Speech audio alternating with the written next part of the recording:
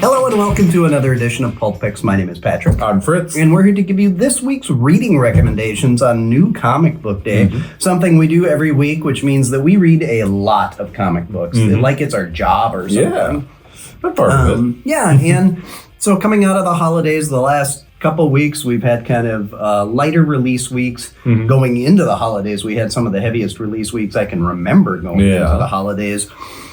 But there are a bunch of really good titles that keep making the list here, and you went with one of those. Yeah, so my pick this week is, not really a surprise to anyone, Transformers 16. We're kind of getting close to the end of this third arc of the book. We started with a little interlude of kind of like Starscream and his backstory, but then also him after having getting kicked out by Soundwave, setting up his own little side faction of Decepticons. And now we're kind of seeing, as you can tell from the cover here, the fruits of his labors as things are starting to get real bad real quick. There's a combiner throwdown. There's a double page spread in here that might be one of my favorite images in old Transformers. It's so cool. But and even with that alone would make this a very fun comic, just having that confrontation between the two sides. There's a great bit between Starscream and Thundercracker that is equal parts them really laying into each other. Starscream really kind of expresses his ideology, which you kind of seen throughout a lot of the Decepticon thought process in this series of might makes right, stuff like that. And then also dealing a lot with Thundercracker spent a lot of this series, especially since second arc, being I don't really know how I feel about a lot of this. I people in charge keep making decisions that I'm not really agreeing with. Yeah, and there's he's come to the realization that if things had gone wrong, they would have thrown him under the bus and done terrible things to him at any point along the way. Yeah, and so there's that, but there's also there's these funny little bits that stuff coming up about how Starscream his current how he without getting into spoilers what happened with his body and everything. There's some funny bits there, but even outside of all that, you've got stuff going on with Optimus is still dealing with whatever. There's something going on with him. His memories are being weird. He's having these outbursts and lashing out at people and things around him that he can't really explain. No one else around him really seems to know what's happening there. But they are definitely noticing. Yeah, something's very wrong. There's definitely being consequences for it. We've got some new characters showing up. We've got stuff going on Cybertron. There's there's a lot of interesting stuff going on Cybertron, because at this point it's very removed from everything else on Earth, but in a way where whatever's about to happen there is definitely going to have consequences for everyone. Yeah, we get kind of a flashback into specifically Cliffjumper's past. Yeah. And then I'm guessing we got the setup for what the big payoff or cliffhanger is going to be at the end of this trade arc. Yeah. We get a little more headway with RC, Carly, and a couple of the other characters have gone off to try and find Ultra Magnus, because he is not doing great, to say the least. So we've got all these disparate threads, and then there's one last thing, and I won't really talk about, but it's something that a lot of people have probably been waiting for, and it definitely, if people think things are going bad for the Autobots now, things are probably going to get only worse. Oh, sure. Yeah. It's really interesting. And then, you throw in, for those people who are reading across the Energon universe, what's going on in Void Rivals right now, which is pretty interesting too, on how all of this timeline stuff matches up, and when did Springer and Hot Rod leave Cybertron? How much of what's been happening are they aware of? Because they seem relatively unfazed. I mean, it's implied that they left when things were bad, but maybe not when they had gone. Not as bad. So it's interesting how, and they've also told us that Prime and his group left before things got really bad. It sounded like things were very desperate at that time. But, almost all hope is lost, which they talk about quite a bit in this. Yeah, there's a big bit in this book about listen, you like none of us really have hope anymore. So like we've got to do something to try and get that back. And that's been a big running thing in this book of just like I know a lot of people I've seen online definitely talk about how like for a Transformers book, like this is very much like at times like a very violent, dark book. Like from issue 1, it's very clear like people aren't safe. Like characters that you know and love aren't safe. And I think that's because a big part of this book is very much dealing with the fact like, yeah, like war is terrifying. Like this is very much like a book about like the horrors of this conflict, like how it like wears on people. You see this with like, especially in the second arc with characters like Alito 1 and Ultra Magnus, just like what it's done to them. You see it with like Cliff Jumper in this, how despite all the awful things that are happening to him, like he still like has this spark of hope in him. Yeah. It's fantastic. Danny Warren Johnson. I'm so sad that basically after I don't remember if he said explicitly, but like after this year, like he's not writing the book anymore because he's doing other stuff. Right. But it's going to be super sad to see him go. I'm sure they'll find someone else great to replace him because it was the same thing when like, oh, he only did the art for the first arc, but then they brought Jorge Corona on, and his work has just been absolutely fantastic this entire time. So they clearly are good at finding people to really make this stuff work. But at least for now, like the ride is very enjoyable for however long it lasts. And I'll say again, because I know that we've got copies of Volume 1 and Volume 2 in stock right now.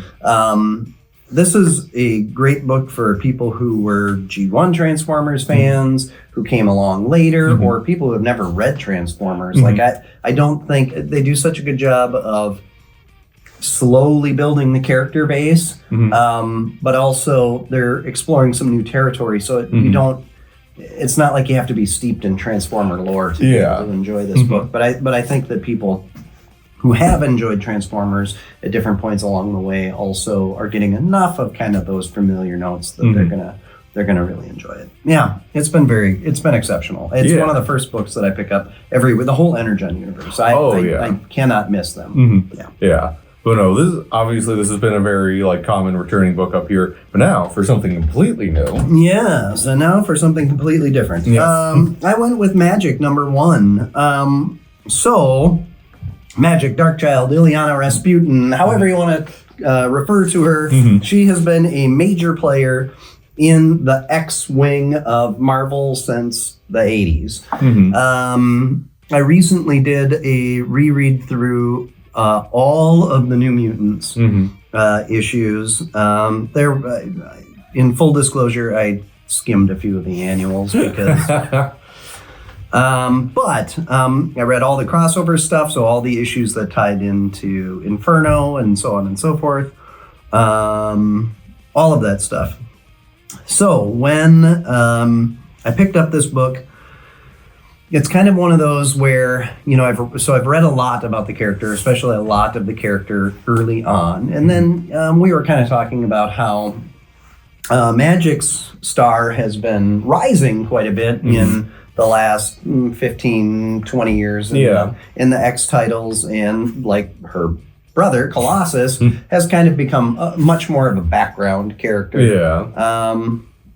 And,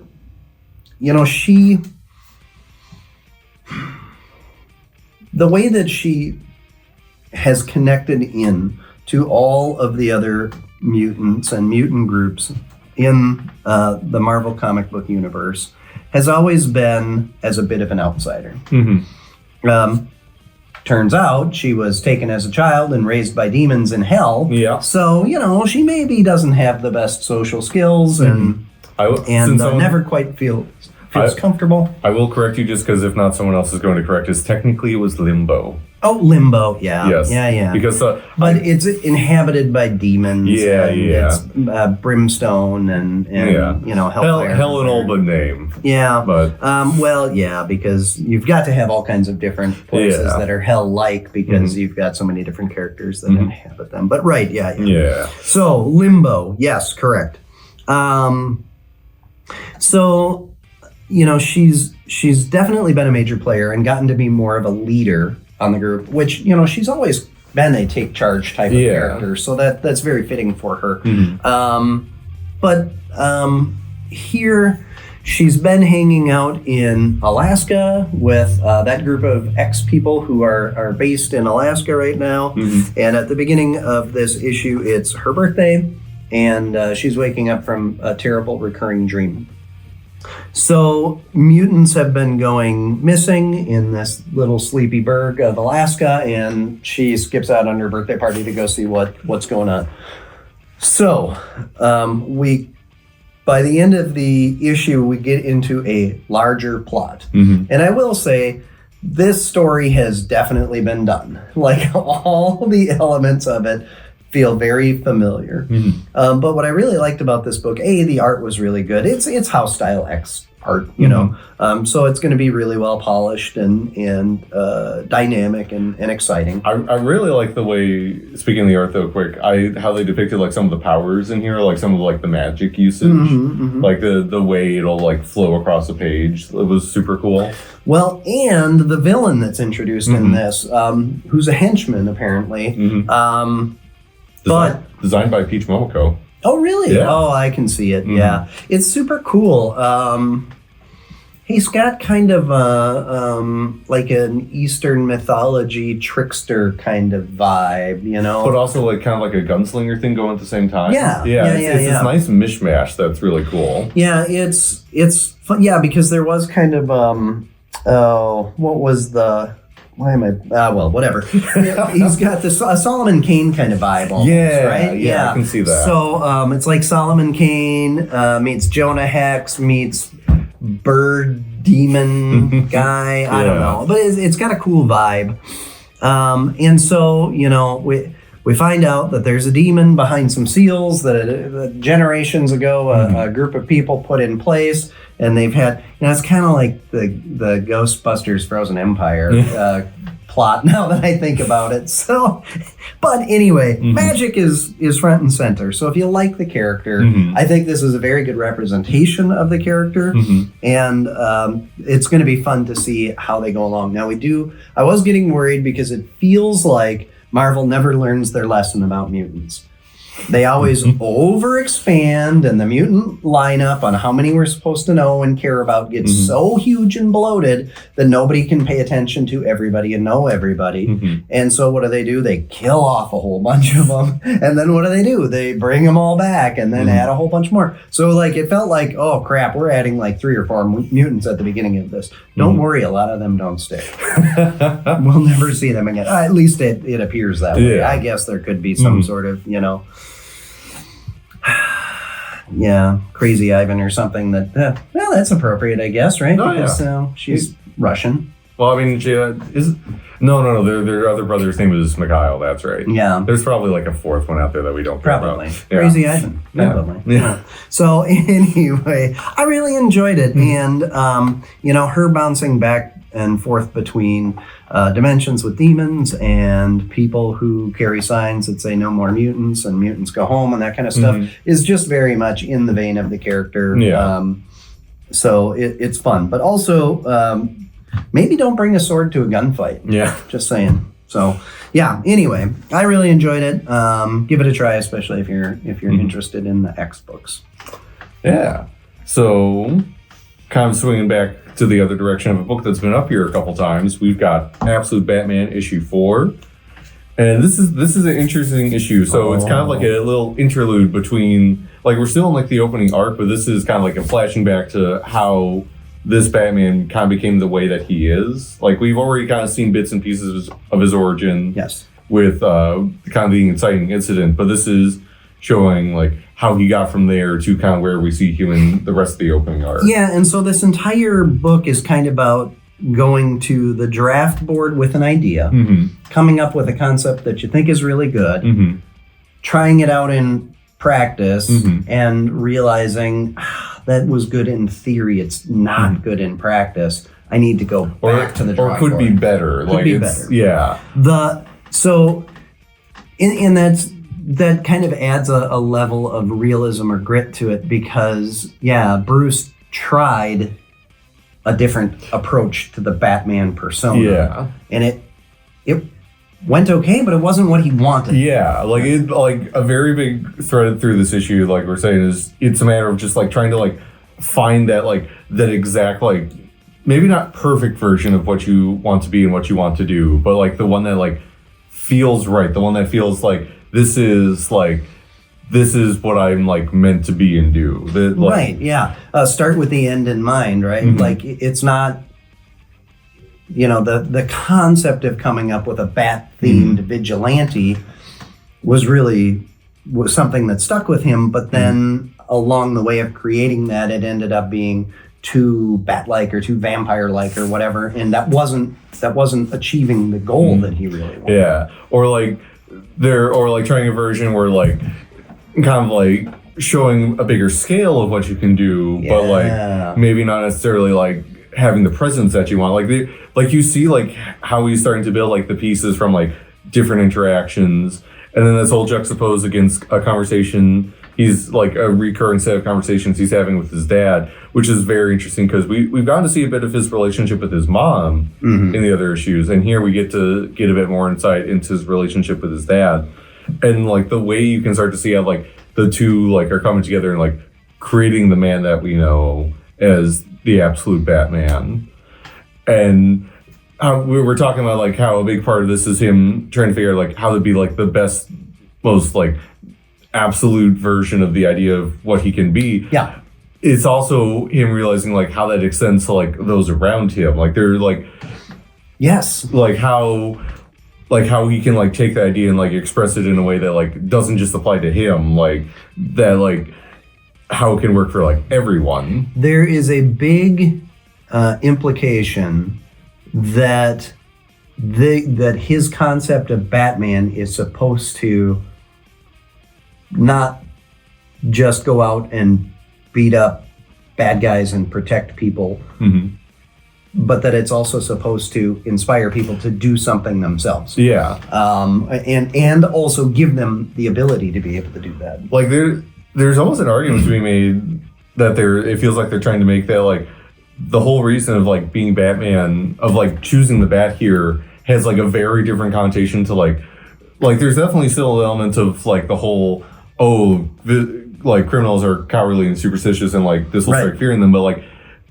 it also very much leads into like how like the aspects of a bat that would make people go like, that's super cool, I really like that, I want to like associate and be like that, just in terms of just like their uniqueness, like what they're able to achieve despite like everything going against them, like their adaptability, their uniqueness within the mammal. It's like it's super cool, and I'm super excited to see like how that's going to get like extrapolated into like the rest of this arc and everything going forward.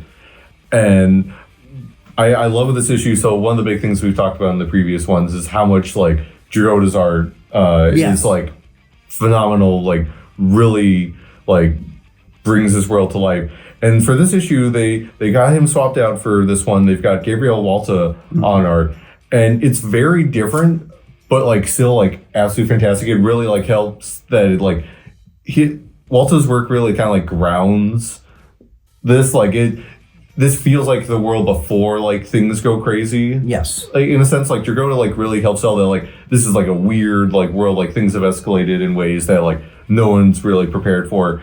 But with Walta, like it really sells like there's still like obviously with comics like a certain heightened sense of realism, but like it doesn't feel like everything's like gone mad yet. Like there's scenes where it's just them in a kitchen. It just feels very mundane and pleasant. But then you start to see bits of like him becoming Batman where things, you start to feel it escalating. You start to feel like the change coming. Yeah, and there's also kind of in like prototype Batman's outing, there's kind of a throwback vibe to Golden Age comic book kind of feel. But then there's also this kind of interesting effect on some of the shadowing, particularly of the Batman and Bruce Wayne character, where it almost feels like staticky in the shadows. And I'm not exactly sure how to describe it better than that, but it's got this kind of rough, visceral kind of edge to it that makes you feel like, there was like, static electricity or something happening in the shadows. Like the picture isn't clear yet. Like he's still like, what you're supposed to be seeing isn't fully formed. Like this is like him still like becoming. Yeah. It's like, when you see the old-timey shows where they're having to stand with the antenna from the TV and like there's static coming across the screen. It's kind of along those lines. Also, I'm pretty sure we mentioned with the other issues, but also book continues to be surprisingly funny at points too. For like all these like everything that's like dark or like grandly thematic about. There's also like there's a bit in here with a car that's like really funny once you realize like, oh, this is what they're doing. Yeah. Like it's so funny. Like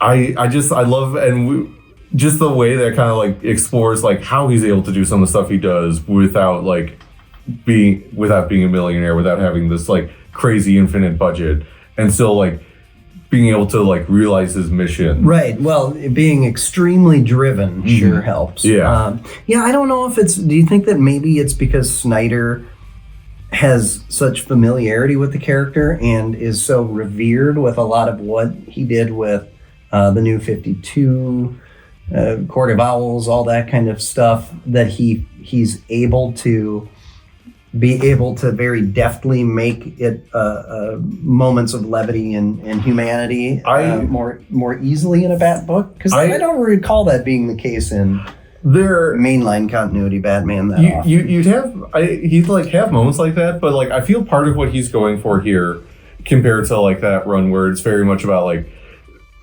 kind of like his relationship with the city and the people, and not that isn't like a big thing here, but here he's definitely bringing like a much like bigger like pulpy poppy like over the topness to it, where it's just like embracing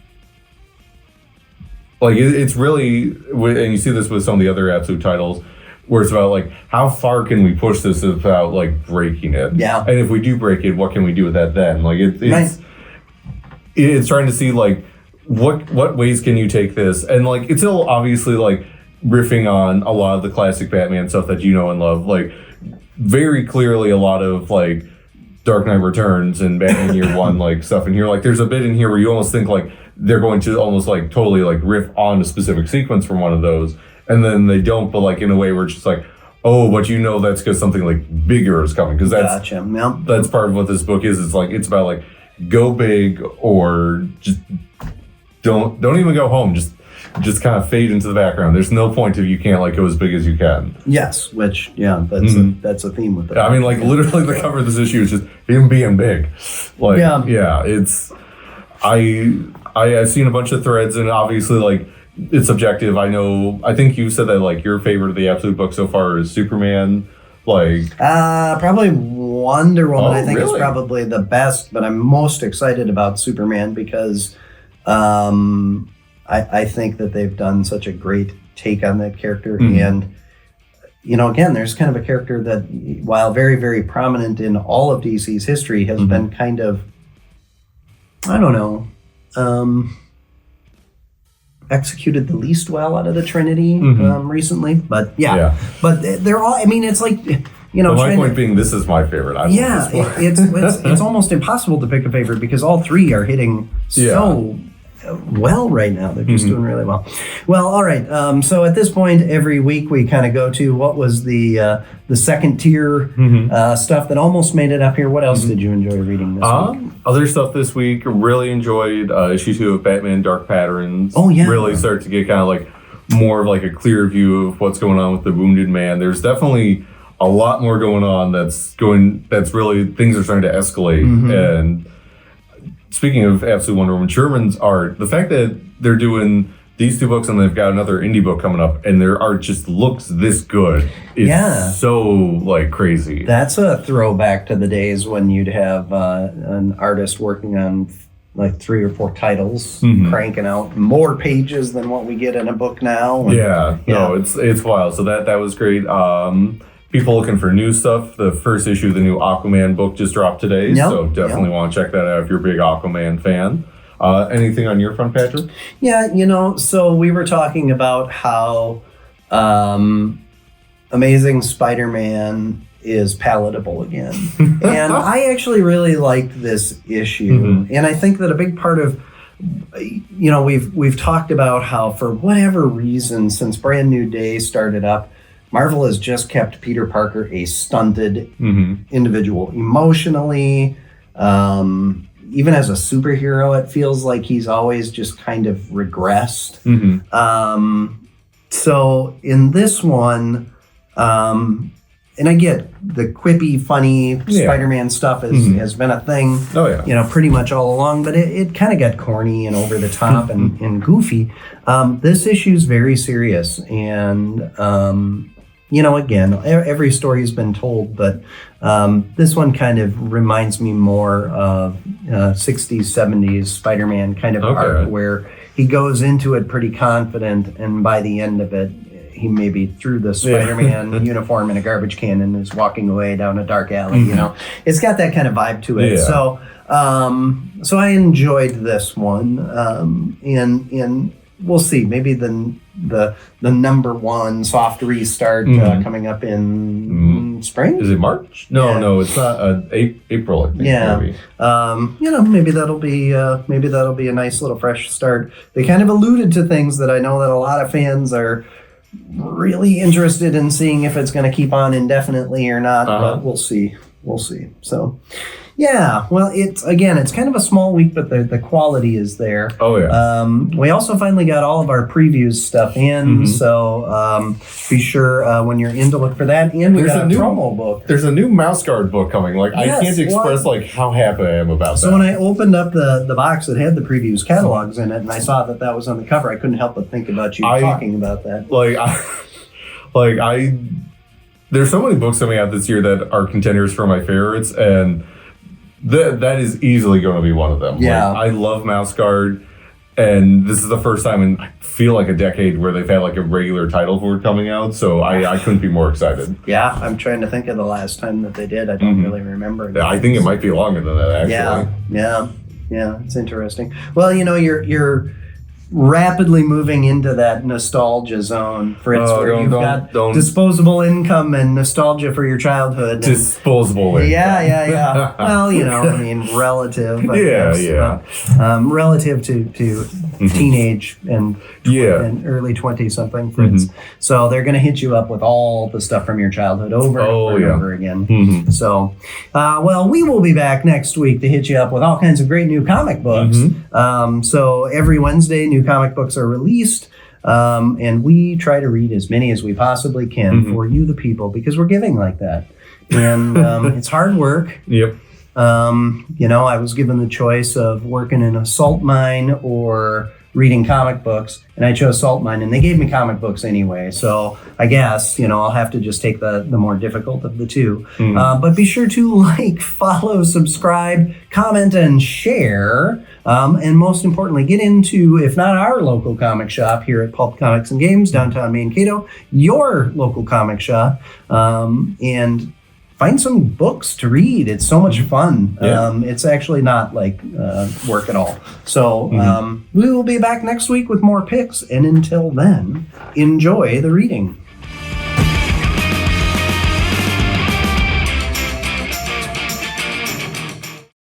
I'm just doing my big... I don't know. That smile's probably too good. Oh, right, for the thumbnail. Yeah. Ah!